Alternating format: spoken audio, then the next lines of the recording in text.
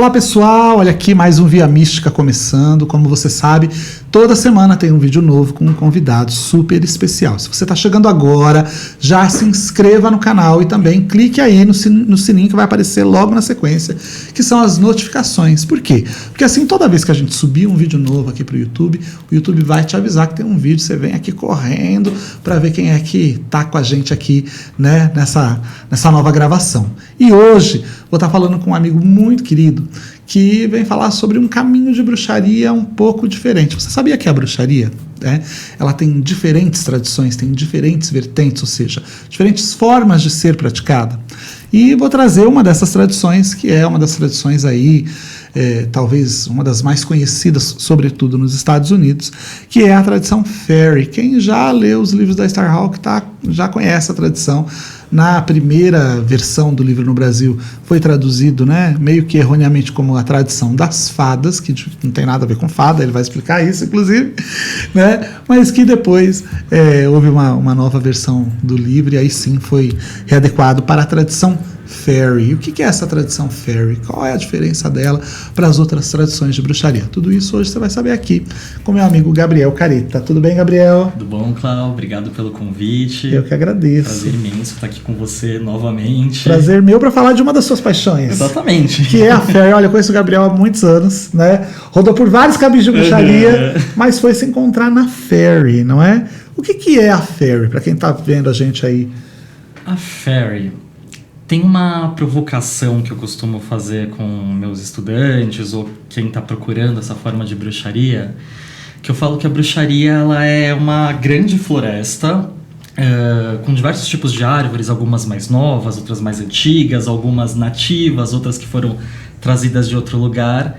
E a Fairy ela seria aquele cantinho mais escuro da floresta, mais misterioso, que o sol não bate direito, você não tem certeza do que tem lá, tem um certo receio do que pode ter lá. E a Fairy é isso, ela é essa forma de bruxaria, eu costumo dizer que é mais selvagem, estática, né? Que o êxtase é o grande, enfim, pilar da prática Fairy. E é uma forma de bruxaria recente, né? Ela bebe de fontes antigas, ela tem inspiração em outros caminhos, ela traz essas outras referências, mas ela é uma bruxaria recente. Ela se iniciou nos Estados Unidos por volta da década de 60, um pouquinho antes, com o Victor e a Cora Anderson, que são os fundadores da tradição. Legal. Então, não é uma tradição antiga de bruxaria. Não é. Aliás, nem tem, viu, gente? Todo mundo fica falando que as tradições ancestrais, isso não existe. Toda tradição de bruxaria é uma reconstrução, não é? Até porque se existiu, morreu. Exato. E não deixa de ser válido por ser uma coisa moderna, sabe? Sim. Eu acho que você mesmo me disse uma vez, a gente está se aprimorando cada vez mais nas nossas práticas, nos nossos saberes e fazeres, né? E uma coisa ser recente não significa que ela tem menos valor, pelo contrário, significa que teve mais trabalho ali para aprimorar, para que aquilo tivesse da forma como tá. Eu sempre falo, né, que tudo que é mais recente tem mais valor. Só na religião que não é assim, né? Que eu quero entender qual é esse grande mistério, que ninguém quer o celular lá da década de 90, porque nem funciona mais. Ninguém quer mais um modelo de carro antigo, não é? A gente está sempre em busca de novas tecnologias, ou seja, de coisas recentes, modernas, que presume-se que a tecnologia ela traz avanços, não é? E por que seria diferente com a religião, não é verdade? Hoje a gente tem uma antropologia que é muito mais avançada, a gente tem uma ciência que é muito mais avançada, a gente tem condições de entender melhor como eram as coisas no passado, ou seja, até que se a gente for criar uma religião, de criar uma religião mais adequada, uma religião mais, como é que eu vou dizer, mais lógica, não é? Do que as pessoas do passado, que não vai criar um conflito entre a fé e a ciência, porque a gente tem disponível aí uma série de coisas pra gente que fazem com que a gente consiga pensar melhor a nossa religiosidade, né? Aí o pessoal fica nessa coisa de que só o que é do passado é mais legal, me poupe.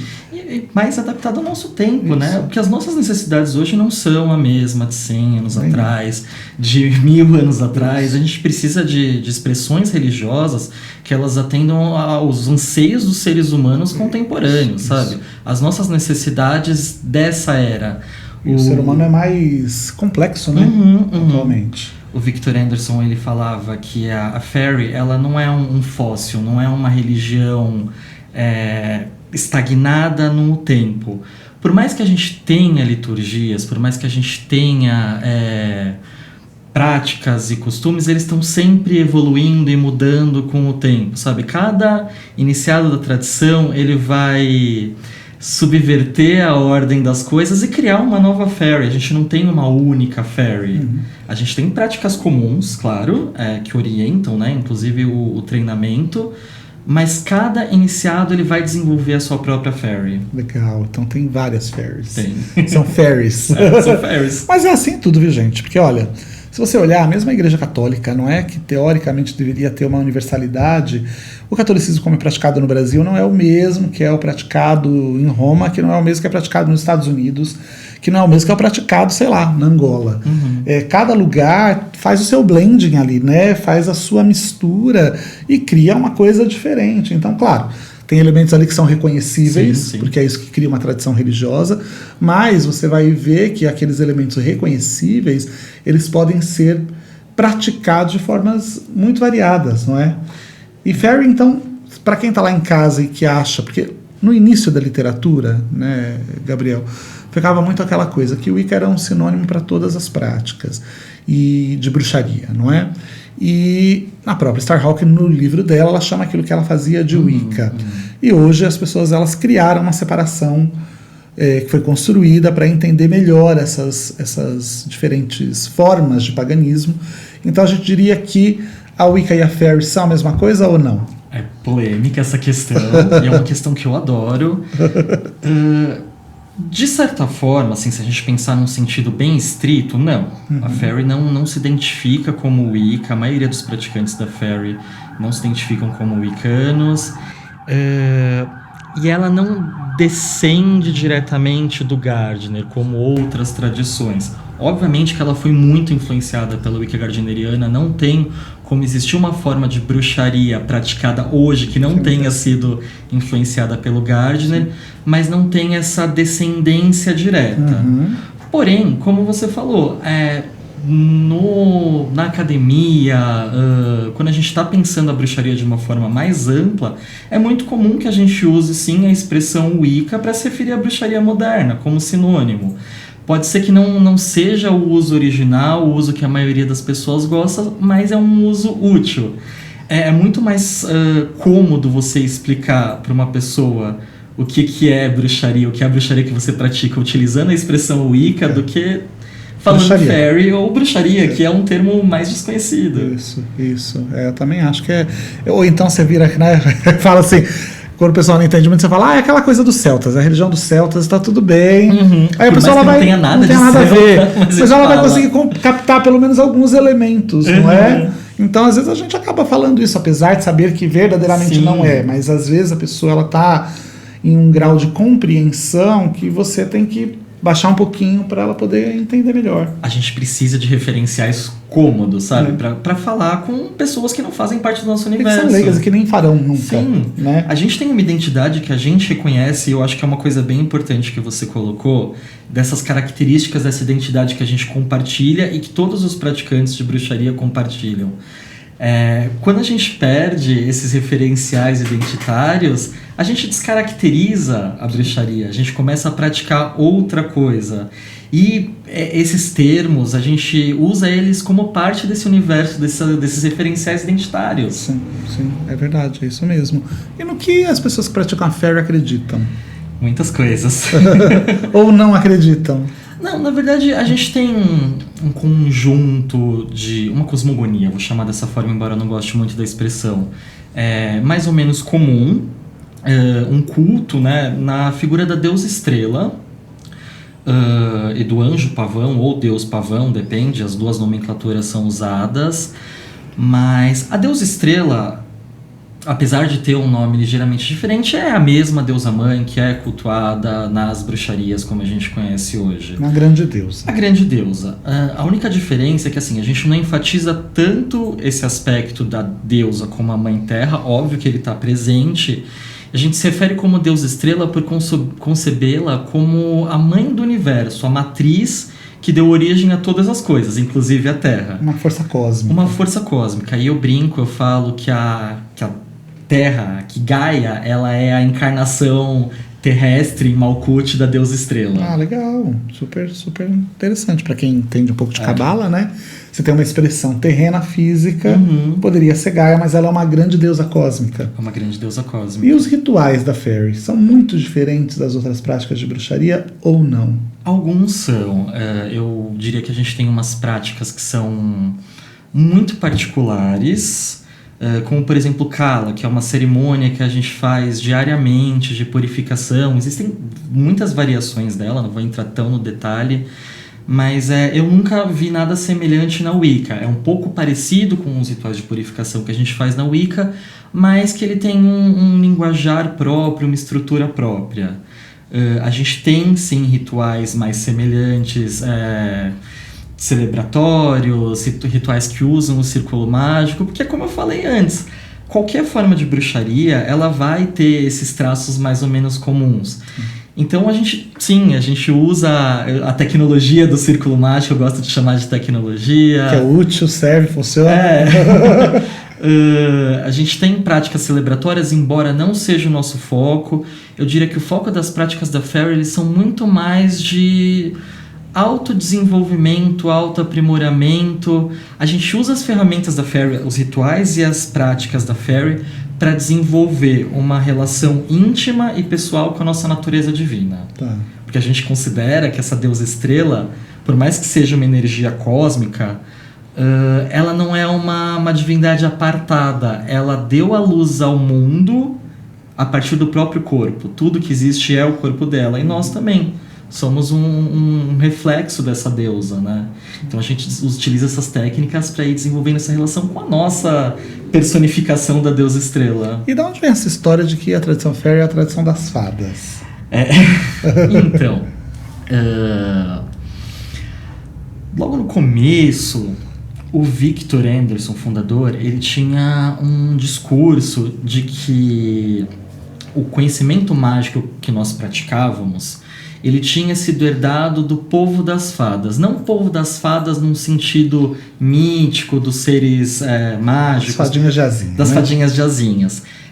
Nos países anglófonos, é muito comum que você se refira às benzedeiras, aos herveiros, como Fairy Doctor e Fairy Woman, geralmente. Que seria uma mulher fada, um doutor fada, que são os curandeiros populares. Então, quando ele traz essa referência do nome Fairy, ele está se referindo a esse conhecimento desses curandeiros populares, a essa prática dessas pessoas, né? E enfim, só que no nosso mundo a palavra fada ela tem uma outra conotação, né? E inclusive, assim, logo no comecinho eles usavam uma outra grafia para a palavra Fairy. Eu não vou conseguir agora lembrar qual era, mas que era muito mais semelhante com a palavra fada, com o que a gente traduz como a palavra fada. E aí lá pelos anos 90, comecinho dos anos 2000, ele falou assim, não, gente, tá dando muita confusão. Tá dando rolo, vamos mudar. Vamos mudar, tem muita gente que tem um sistema mágico que trabalha com fadas, que trabalha com seres elementais, que tem esse mesmo nome e não desenvolvem um trabalho que não tem nada a ver com a gente. Então aí sim a gente adotou a grafia F-E-R-I, Fairy, para trazer essa coisa da ferocidade também. E para se distinguir desses caminhos mágicos que têm um trabalho de fato com os seres encantados. E não é que assim que um praticante de Fairy não possa ter esse tipo de trabalho. Cada praticante ele é sua própria autoridade espiritual, mas não é uma... Como que eu posso dizer? Um requisito. Um requisito, sabe? Tipo, você pode ser um Fairy sem cultuar fadas, sem trabalhar com fadas. Legal. Então, essas tradições que se dizem tradição das fadas ou qualquer coisa assim, não tem nenhuma linhagem direta até o Victor Anderson, na maior parte das vezes, ou quase todas, né? Não tem. Ou seja, não tem nada a ver com ele. São tradições completamente diferentes, com outros trabalhos, que se desenvolveram de outras formas. O nome pode ser parecido, mas... Enfim, são coisas completamente distintas. E uma coisa interessante, como é que a pessoa pode fazer para fazer essa identificação? Tipo, se eu digo que sou da tradição das fadas, isso ainda é uma coisa um pouco confusa, talvez por causa das traduções mais antigas dos livros. Quais são os elementos que a pessoa deve prestar atenção para ela saber, para ela reconhecer verdadeiramente que aquela é a Fairy do Victor Anderson ou qualquer outra coisa? Se você fosse pensar assim em elementos básicos, os rituais, a liturgia, eu acho que a prática, o uso dos pentáculos, o que tem que ter? Tá, a primeira coisa é a iniciação, assim, pra gente o que confere uma pessoa o direito de se dizer parte da tradição é que ela descenda iniciaticamente do Victor Anderson. Uma linha sucessória. Uma linha sucessória, sabe? Então, se uma pessoa se diz fairy, mas não consegue apontar um iniciador que a tenha iniciado, que tem se iniciado por outra pessoa até o Victor Anderson, ela não é fairy. Legal. Tem esse... Como qualquer tradição de bruxaria. Como qualquer tradição de bruxaria. Mas em termos de trabalho, assim, eu acho que a gente tem algumas práticas muito específicas, como você mesmo comentou, a questão dos pentáculos. Se bem que os pentáculos estão bem difundidos hoje, né? O pentáculo de ferro e o pentáculo de pérola. São os dois básicos. São os dois básicos, mas é um trabalho assim muito marcante que a gente tem na nossa tradição. Essa cosmovisão da deusa estrela, do anjo pavão, dos gêmeos divinos também, que eu não falei antes, mas faz parte do nosso core. Que mais? E aqui no Brasil especificamente, eu acho que é muito fácil você distinguir, porque a nossa comunidade é muito pequena, sabe? Tem menos de 10 pessoas. Então, todo mundo se conhece. Até nos Estados Unidos, em outros países, também é muito fácil de você chegar a quem é iniciado de verdade, porque todo mundo se conhece. Como em qualquer tradição de bruxaria. Como em qualquer tradição. Tipo, essa coisa de que a fulana morreu, não tem mais contas, não existe. Não, em 15 minutos você consegue, tipo, literalmente, hoje em 15 minutos na internet. Em 15 minutos você sabe se a pessoa é iniciada ou não, né? É fácil. E eu acho que assim, isso vai ser um pouco subjetivo, mas a Fairy, ela tem uma característica um pouco sombria. Ela não é uma bruxaria bonitinha, com asinhas, com purpurina. Com glitter. Com glitter. Ela é transgressora. Ela é transgressora, isso tá no nosso core, assim. É todo mundo meio esquisitão. Eu não sou esquisito, vai. Brincadeira. No bom sentido, né? Sim. Não, é todo mundo diferente. Todo fairy é um pouquinho esquisito, mas sim, eu tenho que dar o braço a torcer. Eu acho que dá pra sentir, é uma coisa áurica, é uma coisa na aura, né? Você percebe uma energia, uma força diferente nas pessoas. Você né? percebe a qualidade da força vital com a qual a gente trabalha, é muito perceptível no aquela praticante. Coisa sutil, etérea. Não, nem um pouco. É bem mais, telúrica. É mais que tônico, né? Isso talvez seja um pouco diferente. Uhum. Como é que a Fairy chegou no Brasil? A Fairy, ela fez algumas incursões ao Brasil antes de chegar oficialmente. Você estava envolvido com 2 delas, né? Que foi quando a Starhawk veio pra cá na primeira vez, acho que nos anos 2001, se 2001, 2001, depois lá. Voltou em 2002, se não me engano. Mas sim, ela veio pra cá nesse ano e legou algumas práticas para a comunidade pagã brasileira, né? Então por isso que os pentáculos eles são muito difundidos, o conceito dos 3 não só por isso, claro, porque também existem outras tradições, mas eu acho que essa vinda dela para o Brasil meio que alavancou um pouco isso, o conceito dos 3 espíritos.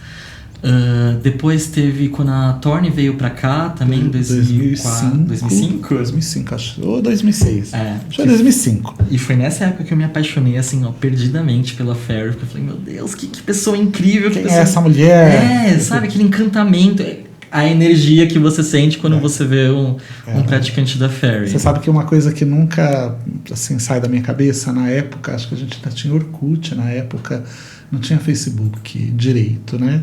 E aí eu conversando com o Storm Fairwolf, que é um dos nomes bastante conhecidos da Fairy, aí ele me perguntou como é que tinha sido a vinda da Thorne para o Brasil, né? Aí, em um determinado momento que eu falei, não, foi maravilhoso, ela é uma pessoa incrível, tal, papapá. Ele falou, a magia dela é muito forte. E de fato, Her magic is strong, ele disse. E é verdade, né? Ela é incrível, eu adoro ela. E depois, oficialmente, com as iniciações... Oficialmente com as iniciações, então, quem trouxe oficialmente para cá foi a sacerdotisa Valerie Walker, também conhecida como V-Dub. Pelos livros, inclusive, da Esther Hall. Sim, ela é mencionada nos livros da Esther Hall, nos livros da Thorne também. Ela foi a minha professora, minha iniciadora. Eu estudei com ela a partir de 2012, mais ou menos. Em 2014 ela veio para cá, para o Brasil, e iniciou eu, aqui em São Paulo, e mais 2 pessoas, uma no Rio e uma em Joinville. Legal. E a Fairy tá se desenvolvendo, né, desde então. A gente está na 2ª geração de Fairies. Onde tem, aqui no Brasil, praticantes da Fairy? São Paulo? Quais outros lugares que é possível encontrar? São Paulo, Rio de Janeiro, que eu me recordo só esses 2 lugares agora. Só, porque no Sul a pessoa não está mais no Brasil? Isso. Legal. Foi para outro lugar agora. E é como todas as tradições, né, gente? Chega num lugar e aí vai se disseminando aos poucos, não é? E uma coisa que o pessoal tá lá, eu quero me iniciar na Fairy, como é que eu faço? Tem que ir até a fonte e levar para sua região, não é? Sim, exatamente. Quais as dicas você daria para essas pessoas? Cara, primeiro leiam os livros que estão disponíveis, né? São pouquíssimos e a maioria deles estão em inglês. Eu acho que o único que eu me recordo, assim, que está em português por enquanto é A Dança Cósmica das Feiticeiras. Não é um livro especificamente sobre Fairy, mas sempre vai ser uma referência para a tradição e para a bruxaria como um todo. Os livros grande best-seller, né? Os livros da Thorne, o Evolutionary Witchcraft, que é incrível, assim, eu acho que todo mundo que puder tem que... Eu acho que é o melhor livro sobre fairies. Eu também acho. Isso dela, entendeu? Que é incrível. Sim. E procurar os iniciados da tradição, sabe? Apesar de nós sermos poucos, nós estamos desenvolvendo o nosso trabalho, participando dos encontros, dos rituais públicos. Eu mesmo ofereço um treinamento, anualmente eu abro novas inscrições, então o próximo agora vai ser só no ano que vem. Mas assim, uma pessoa que quer aprender sobre a tradição, pode me procurar, perguntar sobre o treinamento, enfim, tirar as dúvidas. Como é que funciona o treinamento? Quanto tempo leva? Qual é o passo a passo? O treinamento ele varia assim, de professor para professor. O treinamento que eu ofereço, ele demora mais ou menos 2 anos. Ele é um treinamento completamente gratuito. Existem algumas linhas da Fairy, principalmente nos Estados Unidos, que cobram, mas como eu aprendi de graça, eu ensino de graça. É um treinamento que versa assim, sobre as ferramentas básicas da tradição e que ele não necessariamente conduz à iniciação. Então, quando eu aceito um estudante novo, eu deixo isso bem claro, que ele é um treinamento para a pessoa usar na vida e na prática dela. Se depois do treinamento essa pessoa quiser ser iniciada, sentir que Fairy é de fato o caminho dela, aí já são os 500. Okay. Mas isso é uma característica da Fairy, não é? Você pode praticá-la sem necessariamente ser um iniciado, não é isso? Exatamente. Você não pode se autodenominar um Fairy, mas você pode praticar as ferramentas da Fairy. Muitas delas são públicas, estão nos livros da Thorne, estão nos livros do Storm, no site do Storm, em outros lugares também. E são práticas que, de verdade, assim, é um pouco... Sou suspeito de falar, mas são práticas que elas contribuem muito com o seu autoaprimoramento, sabe? Com você entender quem você é e quem você é nesse mundo e como você pode agir nesse mundo. Muito legal. Então, já sabe que se você tem interesse pela Fairy, você pode procurar o Gabriel Careta, ele vai inclusive deixar os contatos. Como é que o pessoal te encontra, Gabriel? Eu sou um pouco esquivo das redes sociais, mas eu tô no Instagram, @caoreta, ou me escrever gah.careta@gmail.com. Às vezes eu demoro um pouco para responder, mas eu sempre respondo. Você me responde na hora certa. Exatamente. Porque o tempo dos deuses não é o mesmo que o tempo dos homens, não é verdade? É porque, claro, nós somos sacerdotes, não fast food, né? Isso, exatamente. Senão vai... Olha, uma boa ideia, criar um aplicativo. Fast Priest. Já pensou? Sim. Você chama, aparece. Vem lá. Sai a iniciação pronta. Não, jamais. Impossível, né, gente? Não, gente, iniciação é um processo muito longo, sabe? Que tem muitos fatores, então... envolvidos. Então, olha, passou aqui no GC, tá passando de novo.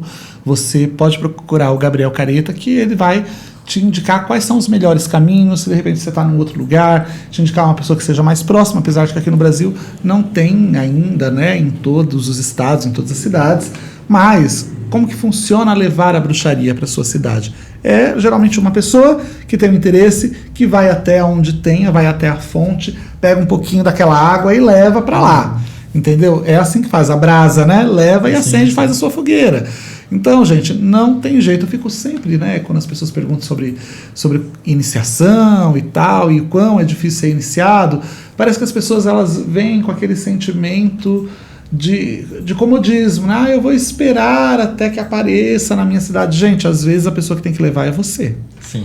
Não é? Às vezes, se não for você, não vai chegar. Então, em vez de você ficar esperando a coisa surgir na sua cidade, vá atrás, leve, para que outras pessoas não passem pelas dificuldades que você está passando e você deixe o seu legado, você plante a sua semente, leva a brasinha, né? Para acender a chama da arte aí onde você vive. Não é isso? É isso, e metade do caminho já foi, né? A bruxaria já tá aqui no Brasil. Isso, que era o mais difícil, né? Porque a gente teve que buscar lá fora. Fazer viagem, ir atrás, trazer. Outro dia eu tava fazendo as contas, gente, quantas vezes eu fui para os Estados Unidos? Olha, muitas vezes, para poder trazer essas tradições para cá. Então, já tá mais fácil, não é? Antigamente você tinha que ir até os Estados Unidos para trazer, ou até a Inglaterra para trazer. Hoje é questão de horas ou minutos, às vezes, você consegue chegar, né? Gabriel, obrigado, viu? Eu que agradeço. E sempre é um prazer ter você pra gente bater esse papo. Eu roubei ele um dia pro meu programa de rádio também, para falar um pouquinho da fé, porque eu acho que é tão importante, porque, como ele falou, a maior parte dos livros não estão disponíveis em português, não é? Ainda é uma comunidade relativamente pequena no Brasil, difícil de ser alcançada, acessada, porque está, apesar de tudo, nas duas grandes capitais do Brasil, que é São Paulo e Rio de Janeiro, mas mesmo assim, o Brasil é um país imenso, né, com essas dimensões continentais, que às vezes é mais fácil você sair fora do Brasil do que ir para Manaus. Então, fica um pouco difícil, né, de você, às vezes, levar esse conhecimento. Então, por ser essa tradição que eu posso dizer que é um pouco mais reclusa, não é? Acho que é importante a gente trazer pessoas que têm informação de qualidade para compartilhar e que, obviamente, são praticantes reais, verdadeiros, porque ainda no Brasil a gente ainda tem essa história de muita gente que diz que é o que não é. Em todo lugar, né? É, como em tudo, em todo lugar. Obrigado, viu? Obrigado, Cláudio. Obrigadão. Gente, olha, a gente está chegando no finalzinho, mas quero pedir para você se inscrever aqui no canal, acionar aí as nossas notificações pelo sininho, para você sempre ficar aí atualizado de tudo que a gente posta aqui, tá? Semana que vem a gente está de volta. Um beijo, até lá.